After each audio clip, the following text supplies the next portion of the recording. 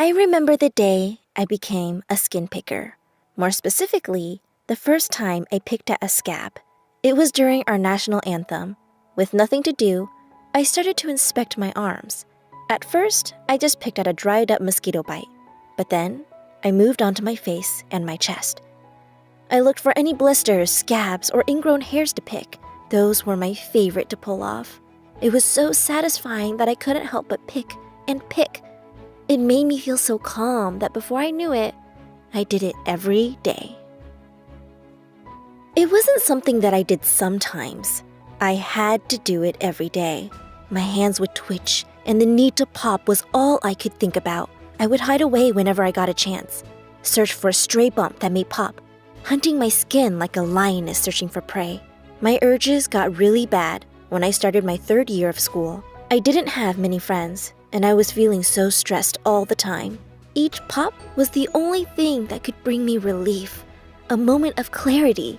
Sometimes, even as I'd pick, I tried to tell myself I needed to stop, that I was a monster. But I never stopped. I couldn't. Before I knew it, I was covered in deep scabs all over my body and face, looking like I had been mauled by an animal. At school, I was constantly asked by my classmates what was wrong with my skin. Some kids even picked on me, saying that I was contagious.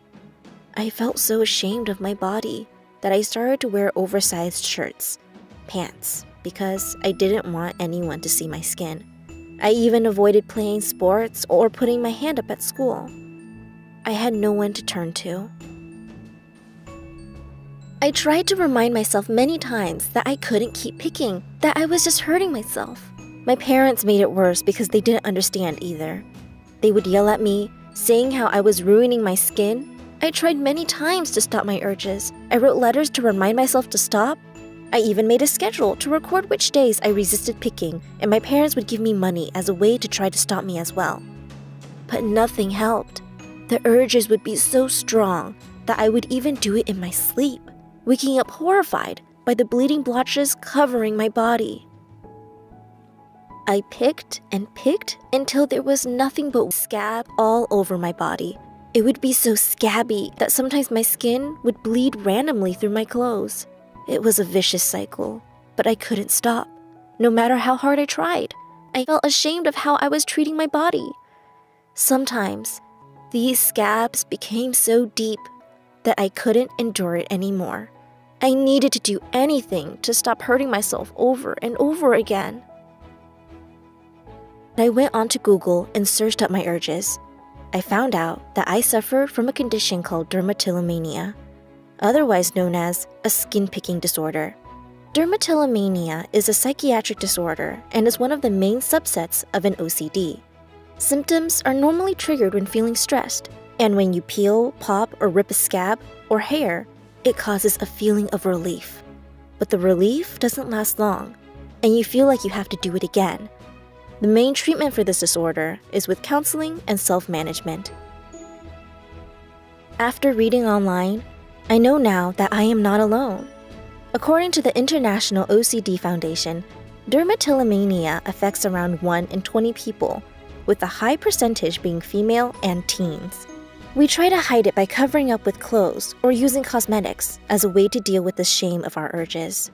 But this disorder can have a bad impact on our mental health, as many people feel an immense sense of sadness and shamefulness after picking. Some people spend many hours trying to cover up their bodies with makeup, wearing long stockings, or wearing high-knee boots. Now knowing that I was no longer alone in my urges, that my issues were real, I was able to find a support group on Facebook. For the first time in 6 years, I felt like I wasn't alone in this battle anymore. Everyone on the Facebook group shared their story and was always sending words of encouragement to each other when someone felt down. Sharing our stories made us feel better, like we could fight this disease together. I focused on doing other things to take my mind off picking, like knitting, meditating, or manicuring, as suggested by my doctor.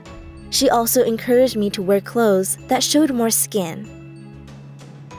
Coming to terms with my disorder has been complicated, and there are some good days and bad. But I know that I am more than just my appearance and the scabs on my body. I am a daughter, a sister, and a friend. While dermatillomania will be a part of me for a while, I have learned to accept that this is my thing for now. And while I'm still not 100% able to stop myself from my urges, I'm getting better. I still have scars, but it's a part of me, and I have learned to love them because it has made me strong. Right now, I can say that I am slowly but surely getting better and will one day beat this compulsion.